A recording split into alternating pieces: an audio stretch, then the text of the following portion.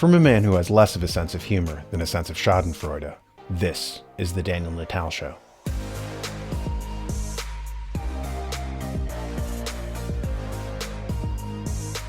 Wealthy and powerful people pool their money in trade organizations or political action groups to mount propaganda and bribe politicians to advance their own group interests. Ordinary people pool their money in insurance slush funds or pensions and do not use it to advance their own group interests. This occurred to me when I was reading to my son from Edward Bernays' book, Propaganda. Back in the 1920s, he explained the methods by which trade organizations pooled money from member companies and used those funds to hire press agents and public relations counsels in order to shape public opinion. Business offers graphic examples of the effect that may be produced upon the public by interested groups, such as textile manufacturers losing their markets. This problem arose not long ago when the velvet manufacturers were facing ruin because their product had long been out of fashion. Analysis showed that it was impossible to revive a velvet fashion within America. Anatomical hunt for the vital spot. Paris, obviously. But yes and no. Paris is the home of fashion. Lyon is the home of silk. The attack had to be made at the source. It was determined to substitute purpose for chance, and to utilize the regular sources for fashion distribution, and to influence the public from these sources. A velvet fashion service, openly supported by the manufacturers, was organized. Its first function was to establish contact with the Lyon manufactories and the Paris couturiers, to discover what they were doing, to encourage them to act on behalf of velvet, and to help in the proper exploitation of their wares. An intelligent Parisian was enlisted in the work. He visited Lanvin and Worth, Agnès and Patou and others, and induced them to use velvet in their gowns and hats. It was he who arranged for the distinguished Countess this or Duchess that to wear the hat or the gown. And as for the presentation of the idea to the public, the American buyer or the American woman of fashion was simply shown the velvet creations in the atelier of the dressmaker or the milliner. She bought the velvet because she liked it and because it was in fashion. The editors of the American magazines and fashion reporters of the American newspapers, likewise subjected to the actual, although created, circumstance, reflected it in their news, which in turn subjected the buyer and the consumer here to the same influences. The result was that what was at first a trickle of velvet became a flood. A demand was slowly but deliberately created in Paris and America. The created circumstances had their effect. "Fickle fashion has veered to velvet," was one newspaper comment, and the industry in the United States again kept thousands busy.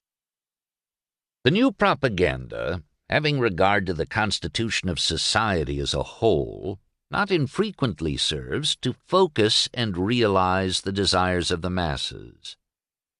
A desire for a specific reform, however widespread, cannot be translated into action until it is made articulate, and until it has exerted sufficient pressure upon the proper law-making bodies. Millions of housewives may feel that manufactured foods deleterious to health should be prohibited, but there is little chance that their individual desires will be translated into effective legal form unless their half-expressed demand can be organized, made vocal, and concentrated upon the state legislature or upon the federal Congress in some mode which will produce the results they desire. In the excerpt, Bernays relates how to boost sales. A textile trade association called upon propaganda to boost sales by creating a synthetic demand. This is, of course, true of all sectors of the economy, which is why the Chamber of Commerce is so powerful.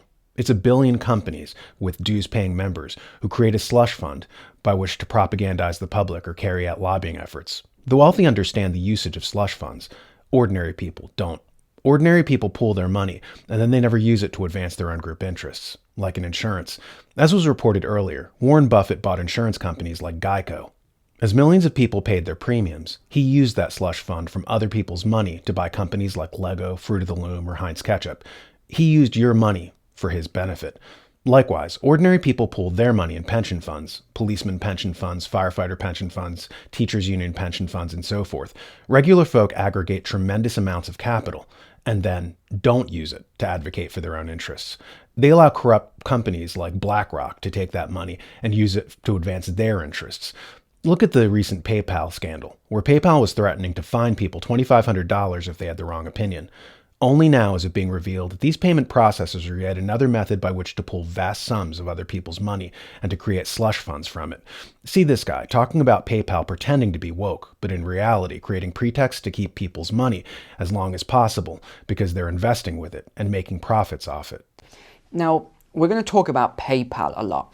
And I know many of you will already be aware of what has been happening over the last 2 or 3 days with PayPal, which has been some major problems actually.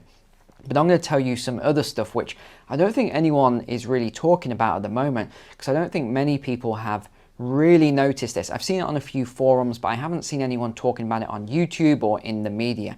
So we'll get into that very shortly, and how PayPal have actually frozen my account at the moment.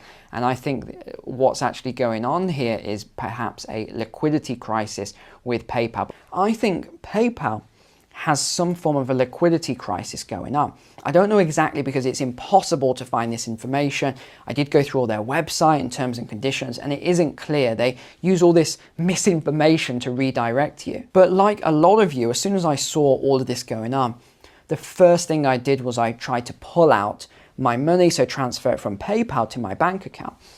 And everything was fine. I mean, I've used this account for 10, 15 years, a very long time. I've used it regularly, no issues at all. And then on the day that all of this was going on, I tried to do a withdrawal, which I've done many times before, very large amounts. And it basically said, oh, we need to check a few things with your account.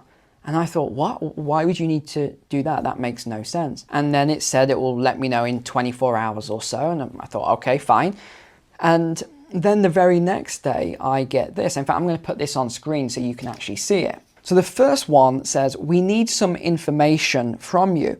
Why do we need this information? We've noticed some significant changes to your account activity. Well, firstly, that's absolute nonsense. There wasn't any significant changes. We need some information from you to help us understand this kind of activity better. We've also temporarily, now here we go, here's the kicker.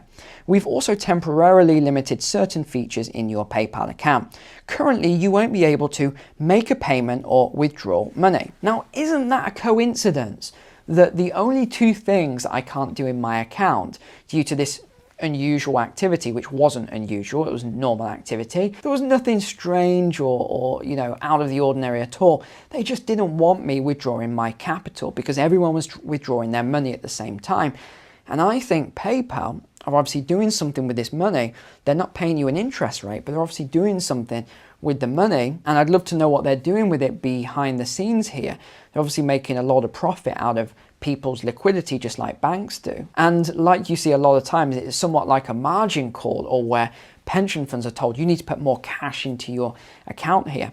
I just don't think PayPal had the money. So with all these withdrawals that were going on, I don't think they had the liquid funds in the account. So what they did instead was they just froze everyone's account or slowed it down for 2 or 3 days. So PayPal is really a shadow banking outlet masquerading as a payment processor.